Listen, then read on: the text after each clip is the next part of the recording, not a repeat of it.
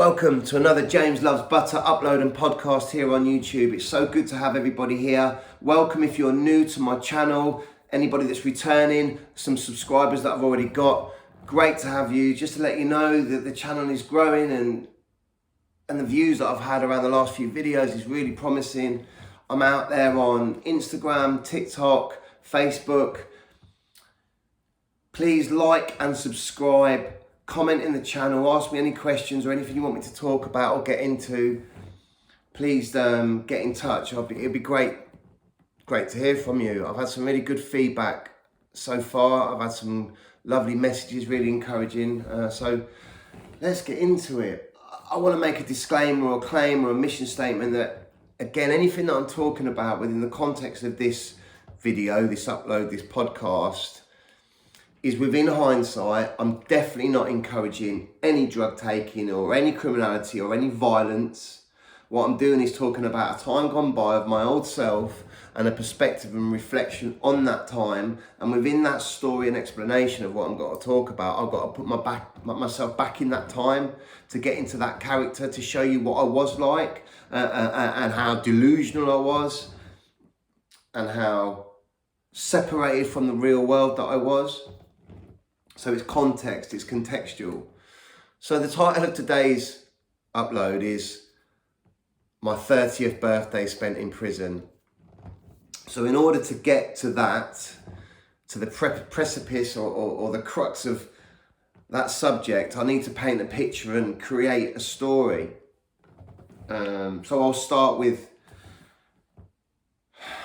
to give you an impression or an understanding of why I saw at that time that 30th birthday spent in a particular prison seemed to be the pinnacle of having made it. It's absolutely ludicrous, ridiculous and delusional, but it's contextual. So I found myself back in HMP Leicester, Welford Road, which, just to give you a view of that, a mind's eye view, it's an old Victorian prison.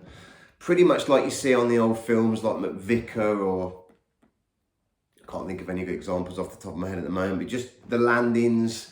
Victorian prison looked like a bloody castle in the Game of Thrones. There was still a turret where they used to hang people. There was a detox unit that was way in the dungeon. It was a small prison, and it was based in actually very near to the city centre.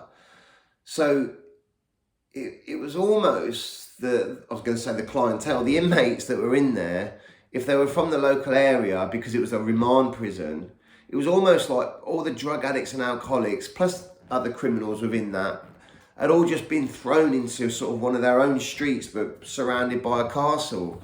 And the environment within that, you could cut the atmosphere like a knife. It was tense, it was hostile, it was people seeking out to get some drugs, to get heroin because they were rattling, or some Subutex, or waiting to get their methadone prescribed to them, or they're looking for weed, or they're looking for hash, or they were looking for steroids, or they were looking to rob somebody. I mean, or they were just hungry for food and they wanted your chicken.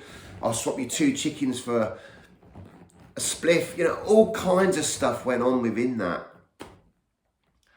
And then you had people within that institution that had been there for a while. They were still a little bit more settled, and being within that kind of environment, it was really about sort of longevity and stability and who you knew, and to build relationships with people, and that just fundamentally takes time.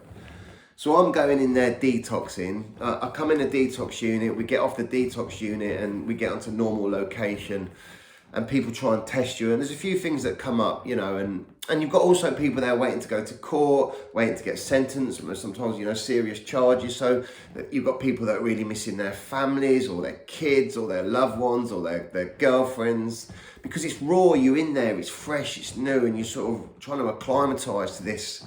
I mean, again, I was a repeat customer, so I pretty much started to get to know the system. I knew how it operated and stuff, and I'd come into some pretty serious situations within there with a couple of inmates and stuff. They try and test you and stuff, and somebody pulled a homemade shank out on me once to try and rob my watch, and all this kind of stuff. You become you get a thick skin to stuff, you know. So that was the environment, and that's what it was like in there. So the reason why I'm explaining that and what it was like is because having been sentenced, as that was a remand prison, having been sentenced, you get shipped out, you get recategorised depending on the seriousness and the nature of your crime, and you get recategorised and sent, you know, you go to A cat, that's the B cat because it's a remand, or you go to a C cat or D cat, different categories depending on the seriousness or your escape risk and that sort of thing.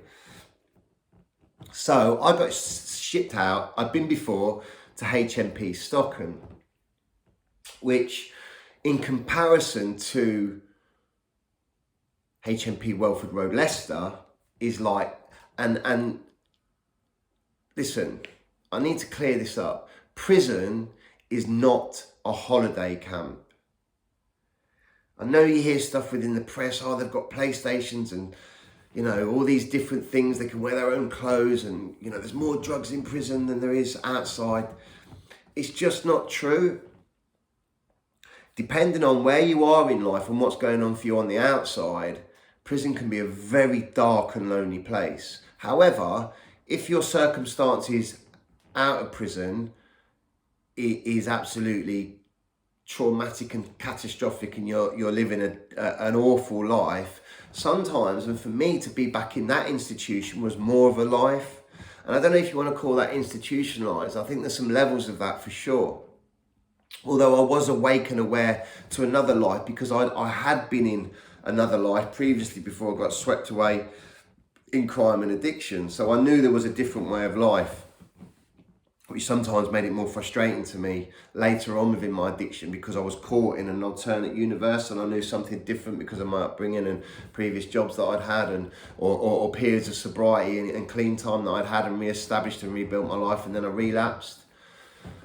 I digress a little bit, but so I ended up at HMP Stocken, so it was almost like returning back. And if you look at my old videos, I sort of, I'd been knighted with the name Jimmy Fingers, so I'd taken on that moniker and I'd sort of created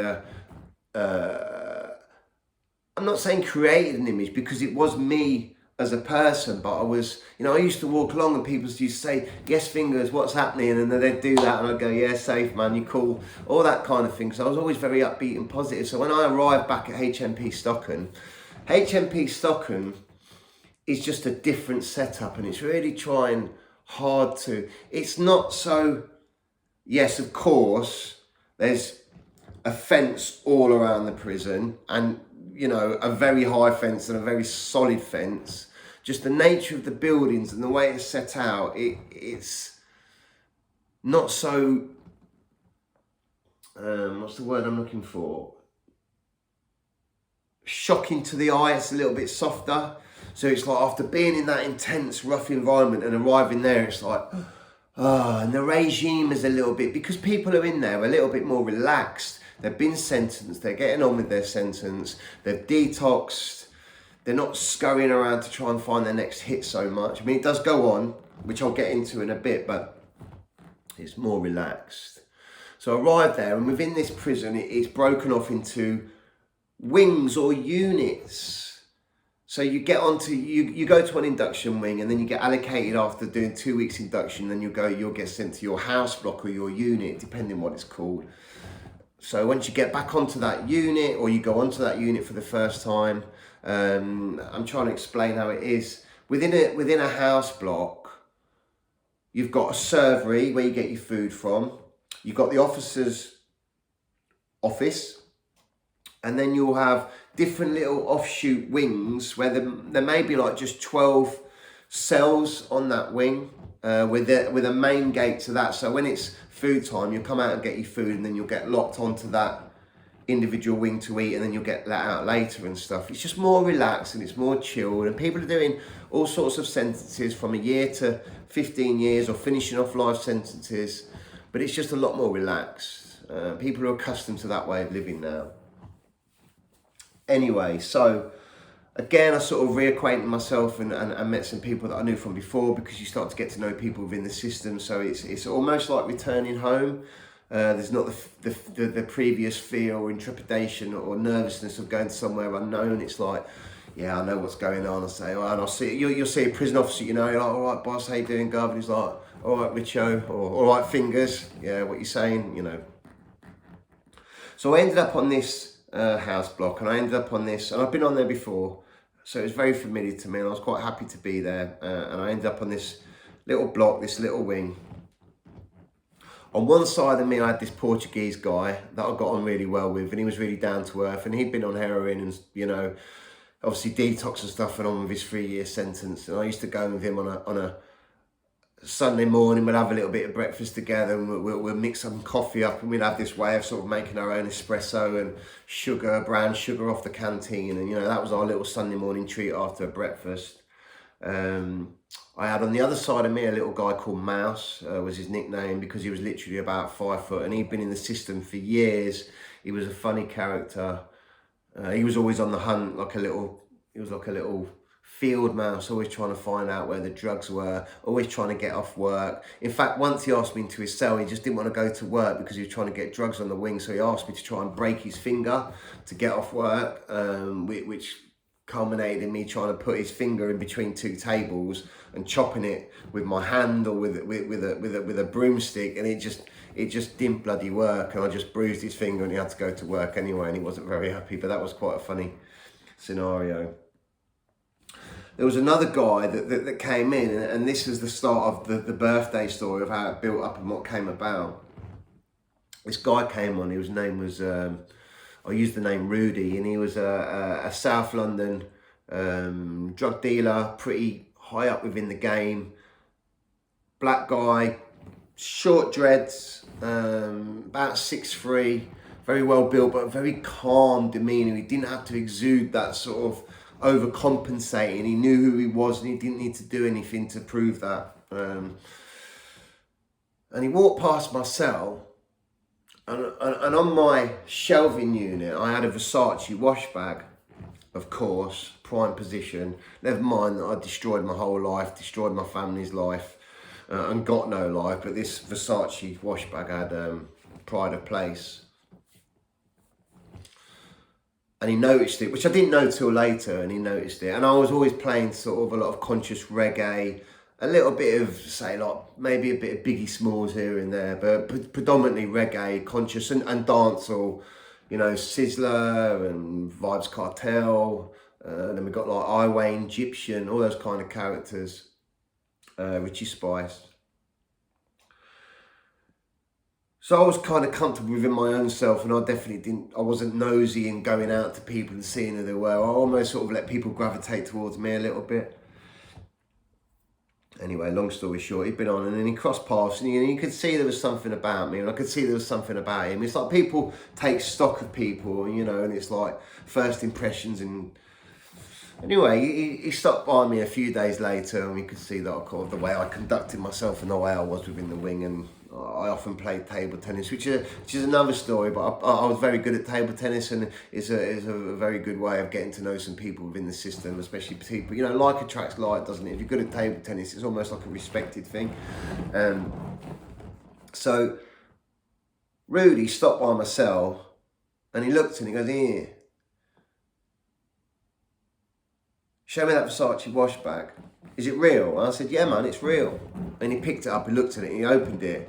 He went, "No, man, that's not real." And I said, "It is." He goes, "Yeah, but there's no hologram in it and all that sort of thing." I said, "Listen, that wash bag came when I bought some Versace Dreamwear at a toilet. So I got the wash bag with it. So no, it's not directly bought from the Versace shop.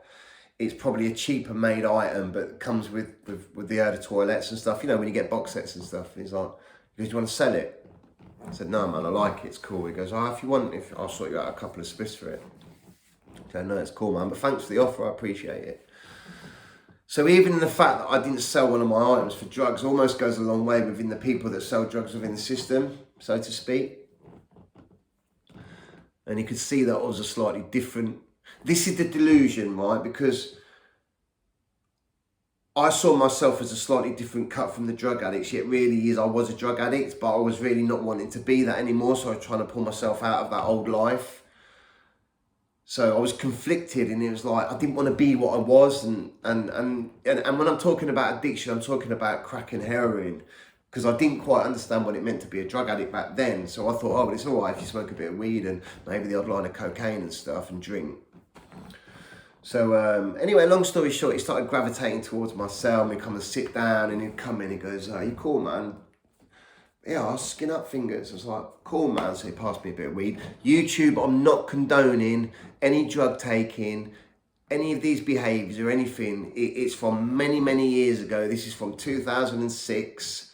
It's now 2022, and I'm explaining and discussing these things to show how deluded I was, how insane I was, and how small my world had become. And I'm sharing this narrative to try and give people some hope and some change of perspective for maybe something within their own life, and maybe to entertain some other people that like hearing these stories. So he'd come in, pass me the thing, I'd skin up, and we put some music on, and we talk about, and we were of a similar age.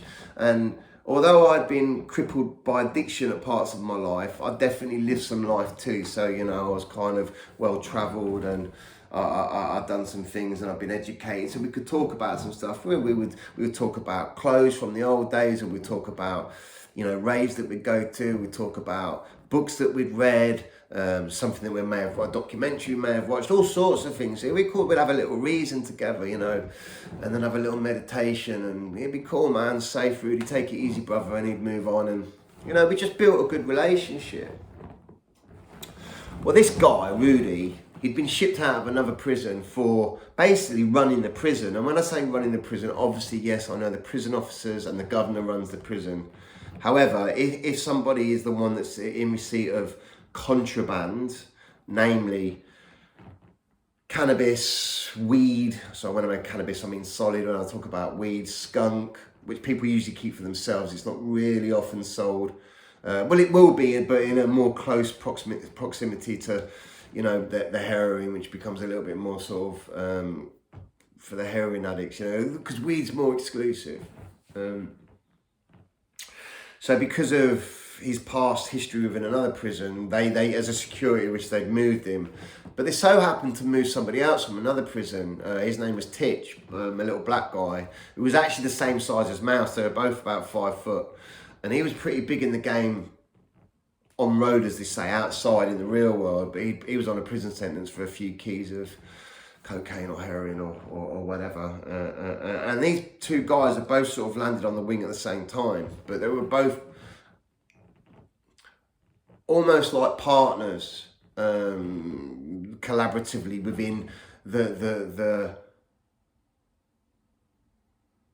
smuggling of contraband into a prison system. So now they were there, and it became apparent that you see, because people are always sniffing around for drugs in prison, and then you see it, you watch people, you become a good observer. It's like being in Big Brother, you get to know people's traits, behaviours, and I used to just sit and observe and watch what went on. And what I'm trying to say is I was never part of,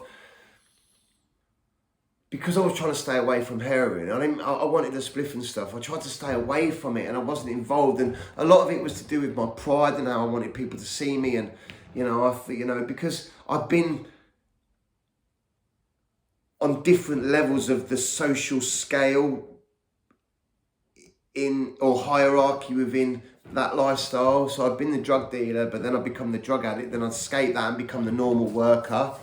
And reformed, and then relapsed and back into that sort of stuff again. And, you know, also the stuff that I'd done to get me into prison was not cool, and, you know, people get hurt, you know, awful. So as a side note, I read this book called The Long Con or The Long White Con by a guy called Iceberg Slim, which was a pimp, I'm going to say in the 60s, 70s, and drug addict that was very famous, then sorted himself out and became a very famous author. And that book was about the Long White Con, which was fundamentally about how sort of you can do your quick moves in life, you can do your quick earners raises, or you can have the patience to make money the long way. And I'd always get, don't misconstrue me, but I'd get inspiration from books, whatever type of books I was reading, and if it makes sense, if I'm in the criminal fraternity or criminal environment, I'm going to get inspiration from those kind of books.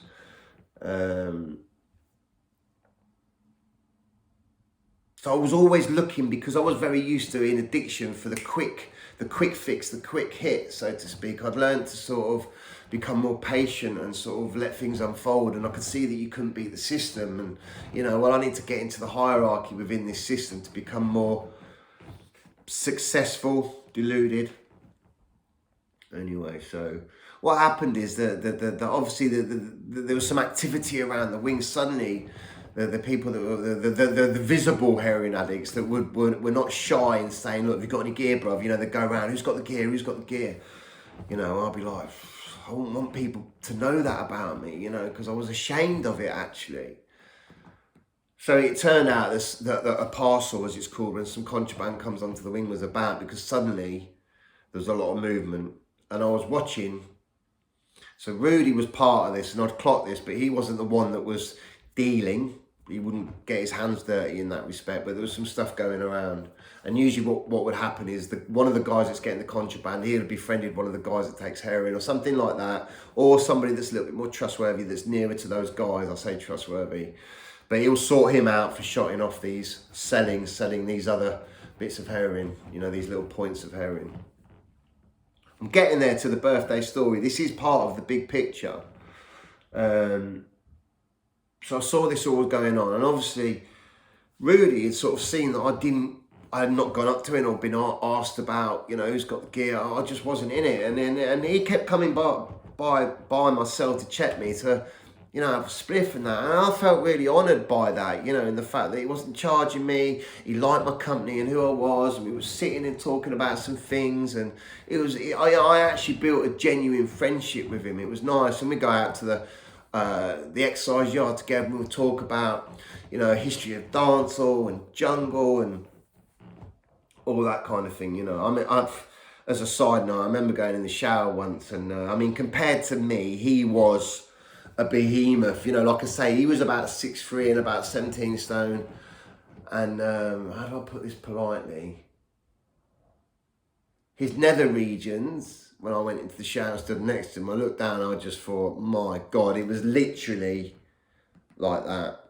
I thought, "You're blessed, didn't you, Rudy?" He goes, "Yeah, man, I'm cool." And anyway, just a side note. So we became good friends, and he saw that I wasn't doing anything. And then what would happen is he'd come by me, he said, "Here are fingers," and he'd drop me give me 50 quid's worth of ash. He goes, "Chop that up in some bits, keep it for yourself, some for yourself, and get rid of that other stuff for canteen." So what people would do within the system, you sell them a spliff, and what they'll do on their canteen sheet, they'll order some stuff, and then they'll drop it off on canteen day, and that's the way that you pay for it. Or some people send in cash or postal orders, all that kind of thing. But he just thought, hey, I'll sort yourself out a few spliffs and sell some for me. It was cool. So what I was doing I was getting in the inner circle of the guys that were running this operation within the system, within the prison, without actually really being involved as such. But they saw me as trustworthy. And I thought I was trustworthy in context of what was going on there. But I'll show you how something came about a little bit later. So what happened is I started knocking on with these guys. And what I did start to see is like parcels of gear would come in and everybody would be on it like a, what's the saying? Like a dog on heat, yeah? And then they'd be smoking every day, smoking the heroin every day, the gear every day. And then suddenly, a week and a half later, when it ran out, when there was a drought, because obviously these supplies run out and it's not always a given when this stuff's going to come back in, what I would see is the people that had been doing that were doing a rattle again, they were withdrawing again. And I was so happy that I'd stayed away with it. I was so thankful. I'd be in bed, kicking back. I think Rudy and myself were the only ones on that wing that didn't, at that point, smoke heroin. So I'd be in bed with a spliff, he'd be in, we'd make some food, we'd cook up some noodles, we'd get some dumplings cooked up in the kettle, and we'd have some nice food together, a bit of chocolate because you get the munchies, and we'd kick back and chill out. And I'd wake up in the middle of the night and I could hear people still talking because they weren't sleeping, because they were rattling still, It's like, oh, never going to go back to that again. you know, and I really wanted to turn my life around and get out. And maybe there was a point that I was trying to re-establish some connections within the system to go out and become a big-time drug dealer. I mean, I'm not so sure about that, but there've been levels of, but what I did like was the relationships I built, particularly with Rudy, man. I just really liked him, and he was a good guy, and he could have been such a successful, and he could have gone on to be that, you know, businessman, and a pillar of the community that changed and reformed and become somebody, you know, because I've met people like that in recovery, so to speak, you know. And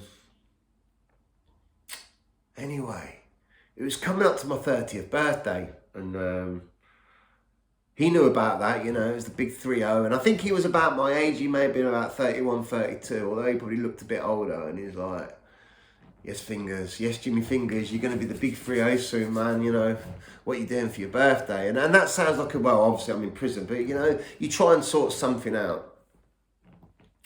So it was the day of my birthday, and people had been like, cool, happy birthday, Fingers, and then come and see me, and they may have got me a little something, you know, a little token, you know. It might have been, here's a little chocolate bar, happy birthday and stuff, you know. And it was association, and people were sniffing around things, but it was dead. There was nothing about. And then Rudy was at the top of these stairs where there's other, you know, this other guy that was involved in this operation. Rudy's at the top and he goes, Fingers. And he just nodded, come upstairs. So it's like, you know, when you get the nod, you know there's something going on. So I flew upstairs. I didn't fly, I was just casual because I was very cool, calm and collected. I'd probably be in my slippers as well, man. Having just had a shower, put my slippers on. I used to have these, like, you know, the classic men's pyjamas with the buttons and stuff like you get from M&S. I had a nice, lovely turquoise pair of those. So I used to wear those with my slippers, you know, and I had my what they called, cigarette holder with my licorice, you know, and I'd walk around and I'd sit in my cell, you know, thinking I was decadent and stuff. But it was all tongue in cheek. So anyway, I flew up to the cell, and then they called me and said, quick, Fingers, get in, shut the door, shut the door. And what did I see? There was some little bottles of Jack Daniels. There was a pile of white powder on the side. There was, funny enough, some lotion of some description, not Palmer's, because you could get Palmer's in there, but there was something. So what I was seeing was the result of, they've obviously got a big parcel in, which had become over the fence or by somebody that had got that into the prison. And people make personal requests when they get somebody to bring, you know, and yes, there's mobile, I've not mentioned the mobile phones that go on within this because that's how they run their operations. And so that something had gone on. He's gone, quick, Fingers, get. So he poured me a little bit of this Jack Daniels. He put a little thing. He was like, and Titch was in the cellar, and he was like, yeah, cheers, Fingers, happy 30th, man. Whack that back. Goes, here, rack yourself off a couple of lines. So I've done 2 lines of cocaine. He's gone, there's a couple of spliffs. And I was like, Charlie, I was like, I have arrived. This is the pinnacle. I've got into the inner circle. They're even gifting me shots of Jack Daniels, lines of cocaine. And it wasn't quite the end of association. And I was still hanging around. And I was like, we were talking and and this was what happened.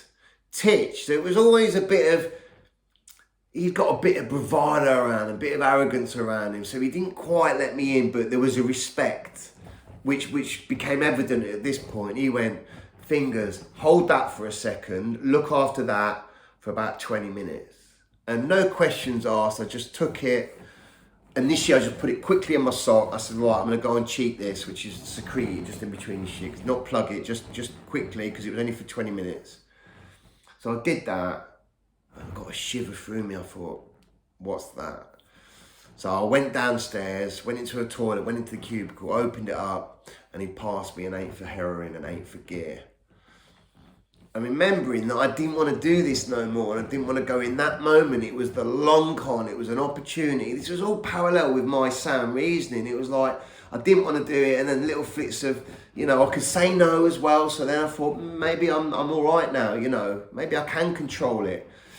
But the opportunity came up, it had arisen, and I just opened it up, I only chopped a little bit off. I mean, like 1/4 gram, which is, you know, it is plenty within that system, within the institution, especially I'd not used it for a long time. And wrapped it back up, hung around again. And he was like, I was called to go back up. And he goes, you got that thing? I went, yeah, man, cool. Passed him the thing. He was like, thanks for that. And then he passed me, I think it was like a 10th of ash. He goes, look, sell a couple of those. Happy birthday. Enjoy that. Here's another line of cocoa. And I did that. And I was absolutely, I thought I was charged like Scarface. But I was just vibing. I was on a level. YouTube, I'm not condoning any of this bloody behaviour. It's awful, it's outrageous, and I've not done that sort of thing for many years. I'm showing you, and I'm talking about this to give somebody an opportunity to see that this is not a good way of living, and it wasn't successful for me. It was absolutely, you know, horrendous, and the knock-on effect to my family and all that kind of thing. But this was a time that I was in. So I felt I was liberated, I was reborn within the system. It was just like, my 30th birthday, I'm respected, I'm somebody, I've been given, you know, and this was a very tight circle of people that were in this prison, that were running this prison, that they were running, you know, the drugs on the, you know, awful because of the pain and misery that drugs cause, and the family that have to send money into people that are begging for money. I mean, it's horrendous. But I didn't see myself like at that point, you know. And then what I happened to do is I saw Mouse, little Mouse, the one that he wanted him to break his finger to get off work so he could get some gear. And I saw him, and if he ever got anything sorted, we would look after each other. So undercover, him and I would once in a blue moon do a little something together. And we used to pass things. There was a pipe in the cell. We'd pass things through the pipe. And I said, like, yo, Mouse, get ready for this. And I'll send him something. He'd be like, nice one, Fingers, or yo, Fingers, you got any sugar, bruv? And I'd like to send him some sugar, or he may have got a bit of gear and have a couple of lines, like once in a blue moon, you know what I mean? Or what was happening to me now, I was getting like weed and ash quite often, so I'd send him a twos on a spliff and all that kind of thing. And anyway, I've gone downstairs, I've seen Finger, I said, and it's just that small little subtle nod, and his eyes twinkled. And then I went and saw somebody else that had a PlayStation, because I was starting to feel, I was charged. I'm with cocaine and feeling charged. And I had a couple of shots, not drank for a long time, you know. I felt bloody horny, didn't I? And look, it's something that goes on within the system. You know, people have porno magazines, you know, of course. You know, we're men, you know, we have wants and needs and desires and things to deal with, you know, or to get rid of, so to speak. And these guys, this was it. They'd managed to get through in this parcel a couple of DVDs with pornos on them. Why am I whispering? With pornos on them, yeah. And I've not seen a naked girl or anything of that, you know. I mean, a couple of magazines, but like, ain't really doing nothing no more, you know. So I managed to get a PlayStation 2, I think it was. With a porno, with a DVD. I'd had a couple of shots of Jack Daniels. I'd had a couple of lines of coke. I got a bit of solid. I got a bit of weed, and I got a bit of gear. And this cocaine was rocket fuel. We're talking about 2006, and obviously compared to when I first started doing cocaine in 95, 96, it's a different kettle of fish. But this was for those guys for their personal use. So, you know, those guys like the finest quality of things. Just to paint a picture, not condoning any of this, by the way, YouTube, at all. So I've got into my cell, and this was just like the birthday of dreams. It was everything one could have imagined. It was like, I'd had the booze, I had the coke, got the weed, I got the ash, and now I got the girls.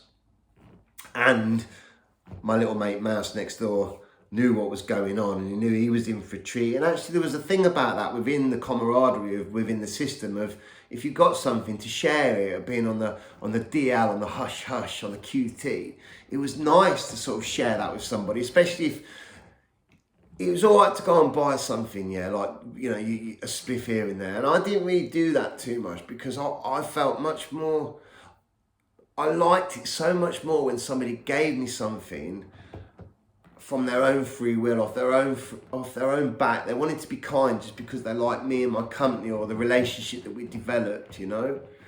Anyway, 2 2s, which is a saying, 2 + 2 = 4. So get to the point, end the story. Is 2 2s now. I banged up. About, I think 15, 20 minutes later, the officer will come around and they'll open the flap and do the count. And once they've done the count, it's good to go. I think still, he'd given me a little rock of cocaine. So I was in my cell. I just was literally wearing like my box shorts and t-shirts, my flip-flops. I was all cool. I had some music on. I did a little line, jamming around my cell. Mouse, I was like, Mouse, I tapped the pipe and telling him.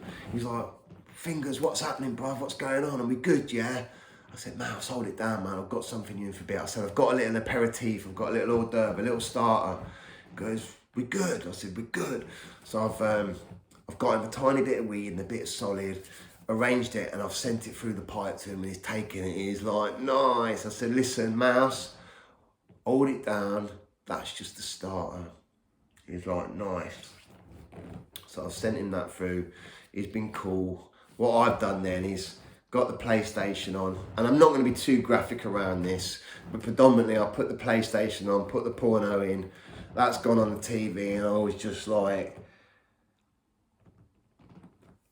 it was so real. It was like,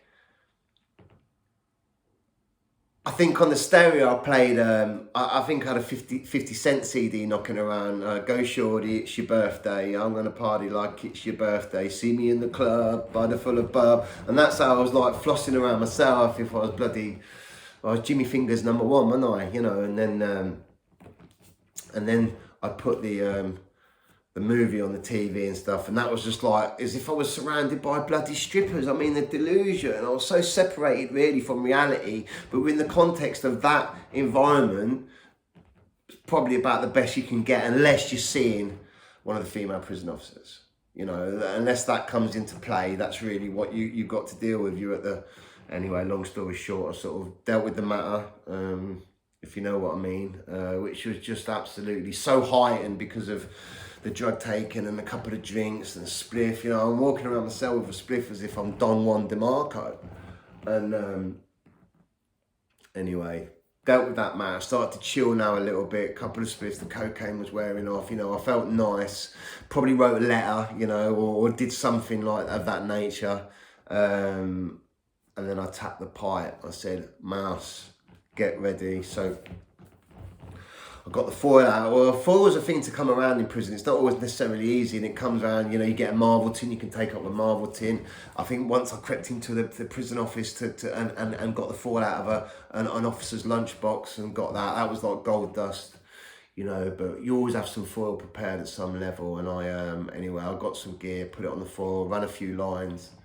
And I didn't have to use cod liver oil in prison. If you got a very small amount of heroin, YouTube, I'm not condoning this behaviour. I was a drug addict. I was not in a good place mentally within life, although I felt I was doing good at that point. So what you would use to run heroin on foil so you got more out of it would be a bit of cod liver oil, because it like causes more friction and you can run it easier. Anyway, long story short, with this, because I had more, I didn't need to do that. So I got a bit from Mouse, passed him some through the pipe, and he was like over the moon. I sent him a couple of roll-ups because he never had any, he never had nothing really, you know what I mean? I kind of looked after him, and then I just kicked back, smoked a bit of gear, probably watched the porno again, you know, as you do, second time around, reloaded, and I fell asleep about 3 a.m. That was my birthday of dreams. It was just absolutely, as I thought at that point, fantastic. Really what I'm trying to get at is what I thought within that period of that sentence is I thought I'd managed to learn to control my drug use. I thought that I could say no. I thought I could say when I could do it and when I wouldn't do it, and I had control over it. So I was deluded, but I didn't realise that. What happened again is I finished my sentence and I got out from that sentence, and I just thought, yeah, I'm just going to drink for a bit, drink like a gentleman and stuff, and maybe a few lines of cocaine here and there. And again, a period of sort of what I believed at that point to being clean and sober, or clean, because to me clean was not using crack and heroin at that point. I later on realised that for me it was complete abstinence, you know, and I'm now coming up to complete, you know, abstinent from all mind-altering substances for coming up to 8 years, you know, of YouTube, just to let you know that. But because I believed that I could control the drugs I took or didn't take, because of that period in prison, when I came out, then when it came up again that after a period of time of, you know, drinking, I was drinking some red wine, doing a few lines of coke, a couple of tequilas again, maybe sambuca or something like that, you know, fraternising. I was working at back at a financial institution and stuff, you know, that kind of thing, you know, trying to reassemble my life, you know, or I had made a beginning of reassembling my life. Then when heroin came about again, because, you know, obviously I knew some people around of all different levels of, you know, the hierarchy or the underbelly of society. I was always, you know, up and down. And so when it came up again, when I bumped into somebody, and probably when I'd done some cocaine and I wanted to come down off the coke, I bumped into somebody and they had some gear. I believed that I'd be all right just to have a little bit. And so what happened is predominantly I had a little bit, and that would snowball, excuse the pun, it would snowball out of control. And before I know it, I'd have a habit again. I'd be back to injecting, and then I'd be back doing, you know, back into the criminal underworld again, or you know, the heroin underworld of committing crime, you know. And I found myself being arrested again and back in on licence, or, you know, recalled, you know, having breached probation, or another fresh charge. So, you know, what seemed to be an exciting ride and stuff, in hindsight, it was just my delusion and me being in such a small world relative to the real world, you know. I mean, it's like saying today, well, James, would you spend your 45th birthday in prison where you could have a few drinks, a few lines of coke, a bit of gear and watch a porno? It just doesn't even make sense to me. But that's where I was then. And that's it. Thank you very much for listening to today's story for my happiest birthday, my birthday party, or my 30th birthday in prison. Thanks for joining me. Please like and subscribe to my channel. Please share it if you know it would be good for anybody or interested, or anybody that's struggling with any of those issues, or, you know, or needs, if you've got any questions or you want to ask any questions, please comment below. Please subscribe below. Share, subscribe, comment. James loves butter. Take care. Have a great weekend. Have a great week. Thanks for having me. Take care.